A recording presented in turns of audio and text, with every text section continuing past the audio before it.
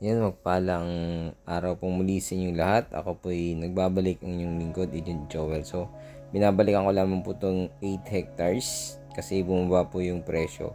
At sa 8 hectares, 7 hectares na lang po yung pwede nilang ibenta kasi may part po dyan na natayuan po ng bahay at bibilhin na po nung nagtayo ng bahay doon sa part na iyon.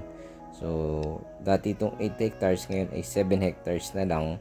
At yung subdivide, yun po yung sagot din po ng seller po natin. So, ganyan po yung shape ng lupa. Mula po sa likod po yan. At papunta po sa may dam, ganyan po. Yung naguhitan sa taas, yun po yung part na makukuhanan ng 1 hectare. So, depende pa rin po sa sukat. Pero sa seller po yon, sa kanya po, sagot po niya yung part na yon, yung pagpapasukat. So, ang presyo dati nito ay 120 per square meter. Ngayon ay sinagad niya sa 6 million. Sagot po niya yung pagpapasukat at capital gain tax. Yun po yung sabi po niya at yung agent fee.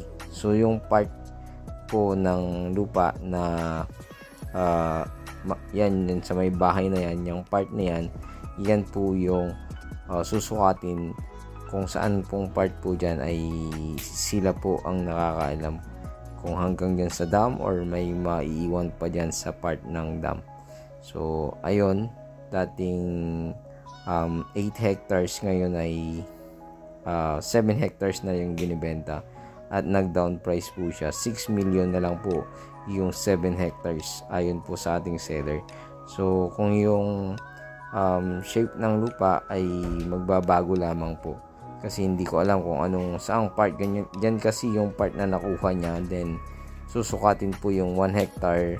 Kung saan po dyan ay sila lang pong dalawa ang nakakalam ng seller po natin. At yung may-ari po dyan sa bahay na yan. So, kung magustuhan nyo to, makipag-negotiate na tayo sa kanya, and pwede nyo naman pong i-visit ito para makita nyo po mismo ng personal, para po tsaka nyo po mapag-desisyonan kung ito po ay bibilihin ninyo. Pero ayon sa map nito ay makikita na ito ay may kumbaga sa likod na lang yung nakadikit kung sakasakaling makuha lahat yung dito sa harap. Sa likod na lang yung nakadikit sa kalsada. Ipapakita ko po sa last part nung nitong video yung map o lot plan po ng property. So sa ngayon, ganyan po yung shape. Dito tatanggalin yung 1 hash, pero masyadong malawang po yan. Basta 1 hash lang po yung tatanggalin. So sa part na ito ay maluwang sana ito kung ito po ay hindi matatanggal, pero kailangan po kasing tanggalin.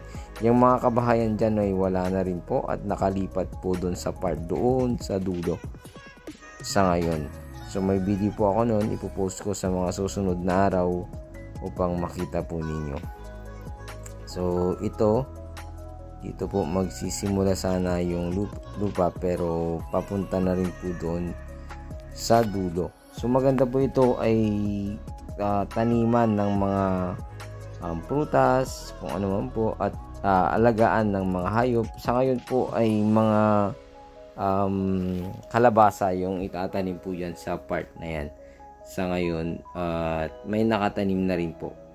At may part po dyan sa malapit sa kalsada at hindi naman po yun parte ng lupa, ay doon po lumipat yung mga kabahayan doon, yung malapit sa dam. Wala na po yan ngayon doon, yung mga bahay dyan. So nandun na po doon sa gitna ng part ng daan sa at lote. So pero hindi naman siya kasama doon sa parte ng lupa. So mamaya ipapakita ko po sa inyo kung saan po silang part, or i-upload ko po yung video ko na bagong video. Ito po kasi ay aerial view lamang na nung una naming pinuntahan itong property na ito.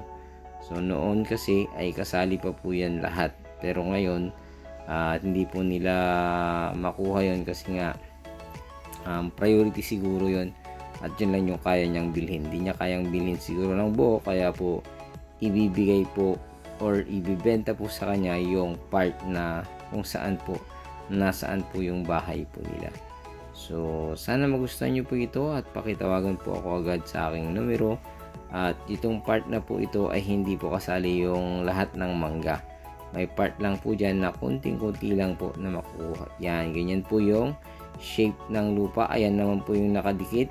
Ayan, nakadikit sa dulo. So dito sa part dito sa kanan, dito sa hindi nakuha ng property na may daan, dyan po ngayon nakatayo yung mga bahay noon na nasa harap. Dito sa part na yan.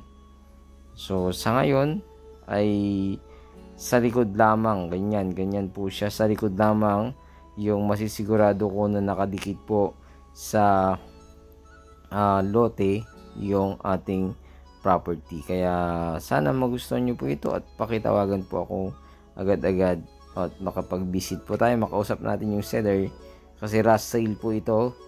At kung magustuhan po ninyo ay pakitawagan lamang po ako. Ayun, muli maraming salamat.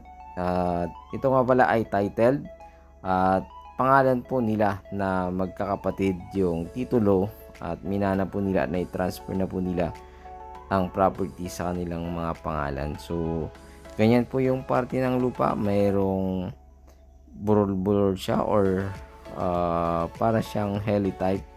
Kaya pwede po siyang alagaan ng mga hayop or mga gawing integrated farm. Pero dyan sa part na yan, yung dam na yan ay gagawin po na tourist spot, kaya malapit din po. Marami ka pang pwedeng gawin sa lupa na yan.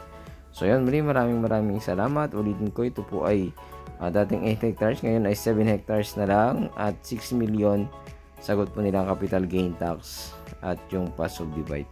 Ayun, maraming salamat. God bless you all.